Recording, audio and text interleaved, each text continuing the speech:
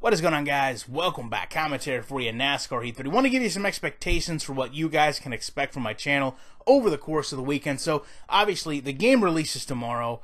I plan on going to get it probably late morning, early afternoon, maybe do a little bit of a stream when I get back, but then you probably won't see anything until later on in that evening.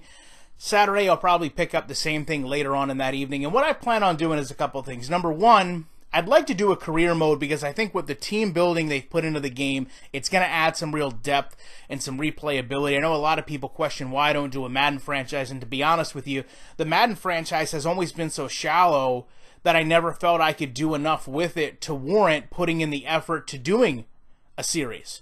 But from what I've seen from NASCAR Heat 3, that's certainly going to be probable. Now, some things that I'm really excited for, and again, I've had the opportunity to kind of chat with the developers and see where they've went.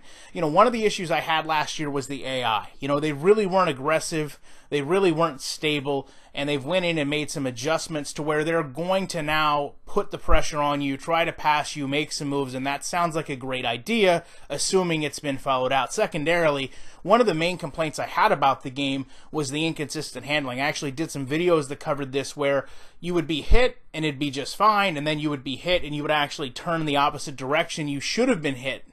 In terms of, for example, I showed a replay where I got hit going down the straightaway in the left rear corner panel, and for some reason the game turned me right into the wall. So they've went into the handling model both online and offline and made some adjustments and refinements. So hopefully that's going to lend itself to a more consistent handling car and better racing online. One of the things I'm also excited about is the pre-setups that they have. So there's basically a scale, a slider if you will, from loose to tight where you can go in and adjust your car quickly to your liking without having a whole lot of depth of knowledge of what goes into actually setting up a car. And that's a great thing. Many of you guys know I have a NASCAR background. I've dealt with setups for years, and it can be very overwhelming and tedious work to make very small, fine adjustments trying to make the car do what you want. And obviously a lot of the things that you do in the real world don't always translate into a video game. So I like the idea of kind of having those pre-made setups, kind of get something to my liking, and then having the opportunity to go and kind of fine-tune that should really expedite the process. And for those that don't want to do the fine-tuning,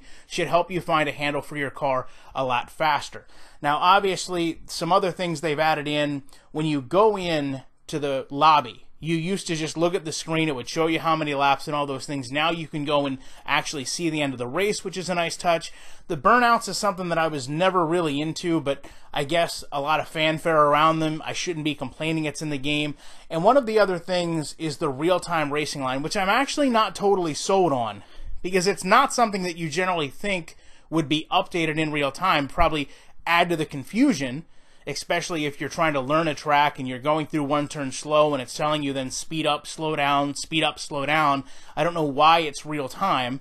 Should probably just be an ideal line around the track that's static to help you learn it better, and then you can manipulate that as you get better with the course. Just a little pre-feedback, if you will.